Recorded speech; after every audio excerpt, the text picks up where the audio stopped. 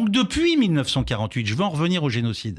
Depuis 1948, les Palestiniens, ce peuple palestinien s'est construit en miroir de l'État d'Israël.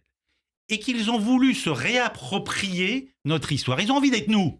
Même notre Shoah, ils nous l'envient. Ils veulent absolument un génocide. Mais pourquoi ?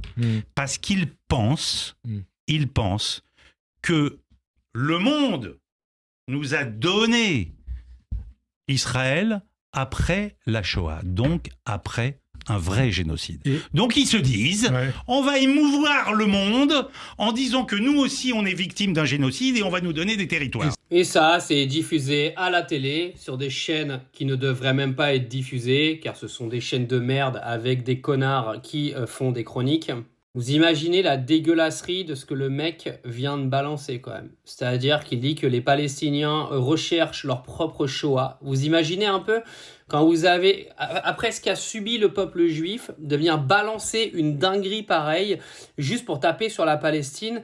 Mais tu es en train de parler de plusieurs dizaines, centaines de milliers de morts dans un génocide en Palestine et tu le compares avec ce qui s'est passé chez toi où tu as des gens qui se sont fait tuer de façon absolument ignoble. Il n'y a plus aucune valeur dans ce monde. Moi, je vous le dis, en plus, ce conflit israélo-palestinien a été orchestré politiquement depuis le départ par des gens qui veulent foutre la merde dans le monde entier et dans l'opinion publique. Là, des mecs comme lui et Meir Habib, moi je vous le dis, c'est des poisons pour la société en fait. C'est des poisons pour l'opinion publique, ce sont des gens qui sont extrêmement dangereux. Mais bon, que voulez-vous, la liberté d'expression mondiale leur permet de pouvoir dire tout et n'importe quoi en toute impunité et d'être défendu par notre beau président de la République. Mais comme je dis toujours, le karma se chargera des connards et le karma j'y crois.